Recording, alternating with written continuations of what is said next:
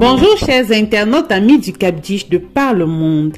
Bienvenue dans votre documentaire intitulé Flash rétrospectif des activités du Club des Amis pour la promotion du développement humain en abrégé Cap-Dich. Que s'est-il passé au Cap-Dich le samedi 26 août 2023? De l'inédit, chers amis du Cap-Dich. Sous le très haut patronage de Papa Claude Olivier Adiaba, notre illustre et très adoré fondateur, président du Conseil des sages et coach de vie, nous avons assisté au lancement de la deuxième phase du programme phare de formation de l'année 2023 intitulé « Comment tendre vers la perfection ».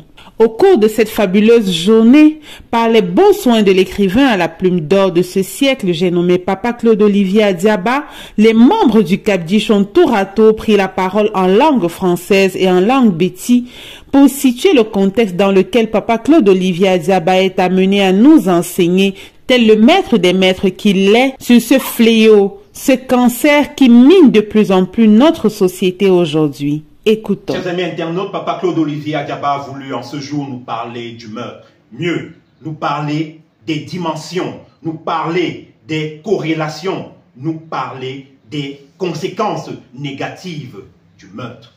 Seul Dieu a le droit de donner et de reprendre la vie.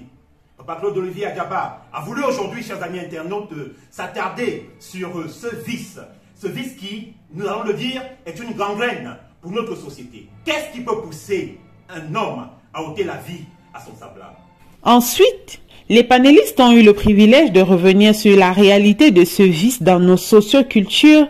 Nous savons tous, et dans toutes les sociocultures, que la vie de l'être humain est sacrée. Raison pour laquelle vouloir ôter la vie d'un être humain suscite ce que nous appelons la colère anthropologique. C'est-à-dire cet état d'esprit qui nous amène à dire non avec vigueur au meurtre.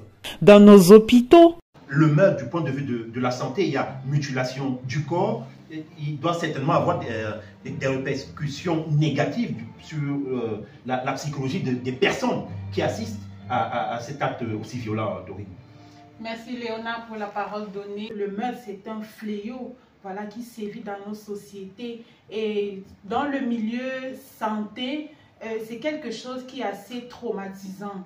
Voilà, donc quand on assiste par exemple à la mort de quelqu'un, lorsque quelqu'un arrive par exemple aux urgences ayant subi une agression et qui conduit à la mort, nous voyons le désarroi des familles qui accompagnent la victime. Nous voyons même aussi le désarroi du personnel qui psychologiquement est affecté parce que c'est un acte d'une telle violence que l'on n'arrive pas à accepter tout de suite.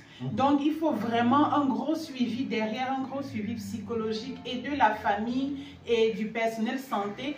C'est un gros problème sur lequel Papa Claude Olivier Adiaba a mis le doigt.